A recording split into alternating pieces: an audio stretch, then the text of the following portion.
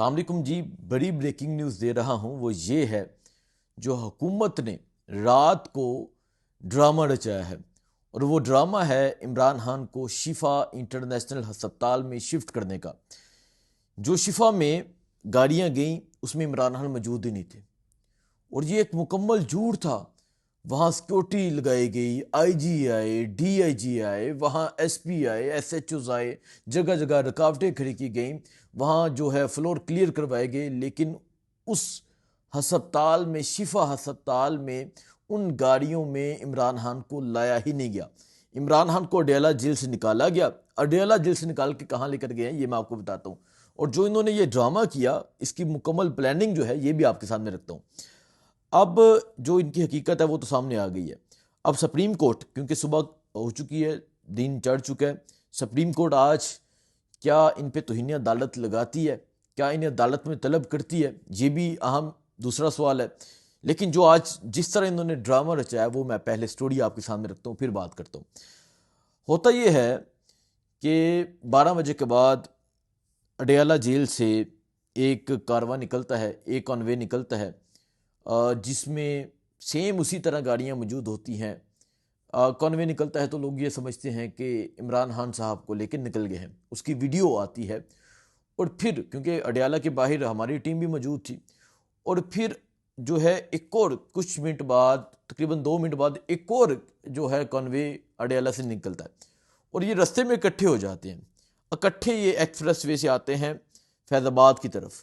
جب یہ فیض آباد کی طرف آتے ہیں تو ویڈیو ثبوت میں آپ کے سامنے رکھ رہا ہوں، یہ آپ ضرور دیکھیے گا۔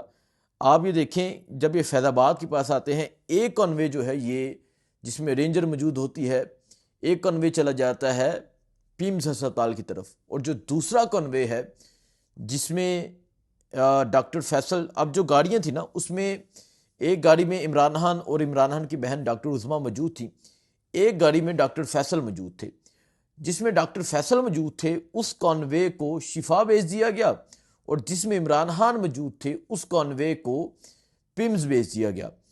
اور پھر تمام لوگوں کی جو توجہ تھی وہ اس طرف تھی کہ عمران خان کو شفا میں شفٹ کیا جا رہا ہے، جو بالکل ڈرامہ، جو بالکل جھوٹ، جو بالکل ان کی ایک پلاننگ نکلی، اور اس میں حقیقت ہی کوئی نہیں تھی۔ آپ اندازہ لگائیں نا کہ پوری قوم، پورا میڈیا جو ہے وہ شفا کے باہر تھا، اور نظریں شفا پہ تھیں، ہر طرف شفا پہ ڈسکشن چل رہی تھی، لوگ انتظار کر رہے تھے، بے چینی کے ساتھ انتظار کر رہے تھے، لیکن عمران خان کو شفا لے کر نہیں گئے۔ کیا سپریم کورٹ آج اس چیز پہ ایکشن لے گی؟ اور یہ میں کنفرم نیوز دے رہا ہوں، میں اپنے ذرائع سے کنفرم نیوز دے رہا ہوں۔ ابھی لوگ جو ہیں وہ اس پہ اعتراضات کریں گے، نہیں یہ جھوٹ ہے، یہ ہے، وہ ہے۔ یہ بات جھوٹی ثابت ہوئی تو ذمہ دار ہم۔ یہ بات بالکل سچ ہے۔ یہ عمران خان کو لے کر گئے ہیں پیمز ہسپتال میں، وہاں جا کے انجیکشن لگایا ہے۔ ڈاکٹر عظمیٰ جو عمران خان کی بہن تھی وہ عمران خان کے ساتھ موجود تھی، پیمز ہسپتال لے کر گئے ہیں، اور اب صبح ہوتے ہی یہ پیمز سے دوبارہ اڈیالہ جیل لے کر چلے گئے ہیں، دوبارہ سے عمران خان کو اڈیالہ جیل شفٹ کر دیا گیا ہے۔ سو یہ سچویشن ہے جی۔